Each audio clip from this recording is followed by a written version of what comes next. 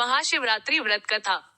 शिव पुराण के अनुसार एक समय में चित्रभानु नामक शिकारी शिकार करके अपने परिवार का पालन पोषण करता था। उस पर साहूकार का कर्ज था। समय से कर्ज चुकता न करने के कारण साहूकार ने उसे बंदी बना लिया। उस दिन शिवरात्रि थी। दिन भर वह भूखे प्यासे रहते हुए भगवान शिव का स्मरण किया और दिन गुजर गया। शाम को साहूकार ने उसे कर्ज चुकाने के लिए अलगे एक दिन का समय दिया और चित्रभानु को छोड़ दिया।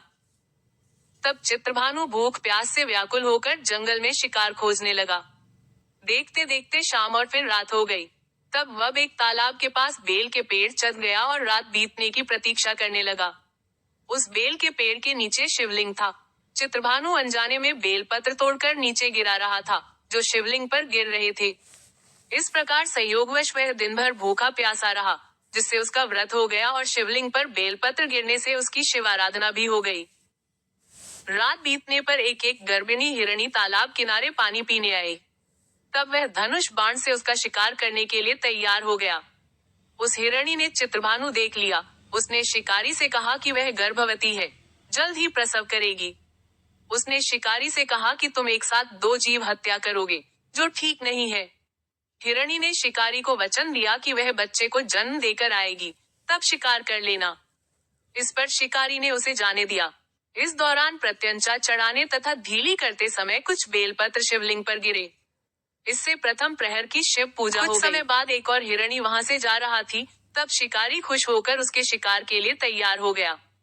तब हिरणी ने उससे निवेदन किया कि हे शिकारी, मैं थोड़ी देर पहले ऋतु से निवृत्त हुई हूँ, कामातुर विरहिणी हूँ, अपने प्रिय की खोज में भटक रही हूँ।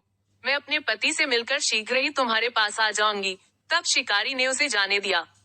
चित्रभानु शिकार न कर पाने से चिंतित था। रात्रि का आखिरी पहर बीत रहा था। इस बार भी कुछ बेलपत्र टूटकर शिवलिंग पर गिरे, जिससे दूसरे प्रहर की भी पूजा हो गई। तभी एक दूसरी हिरणी बच्चों के साथ वहां से जा रही थी। तब चित्रभानु ने उसका शिकार करने का निर्णय कर लिया। तब हिरणी ने उससे कहा, हे शिकारी, मैं इन बच्चों को इनके पिता के हवाले करके लौट आऊंगी। इस समय मुझे मत मारो।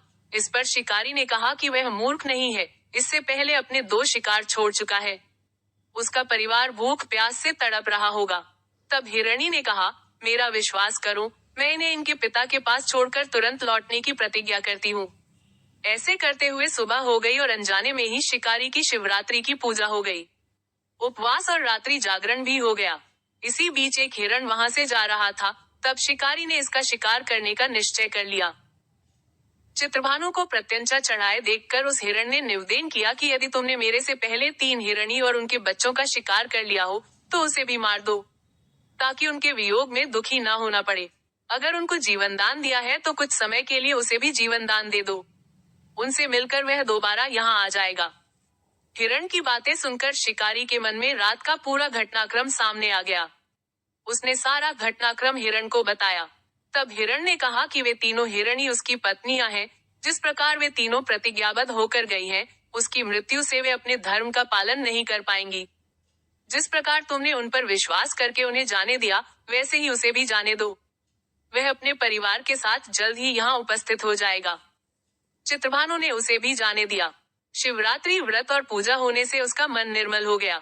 उसके अंदर भक्ति की भावना जागृत हो गई। कुछ समय बाद वह हिरण अपने दिए वचन के कारण अपने परिवार के साथ शिकारी के सामने उपस्थित हो गया। उन जीवों की सत्यता, सात्विकता एवं प्रेम भावना को देखकर चित्रभानु को आत्मग्लानि हुई।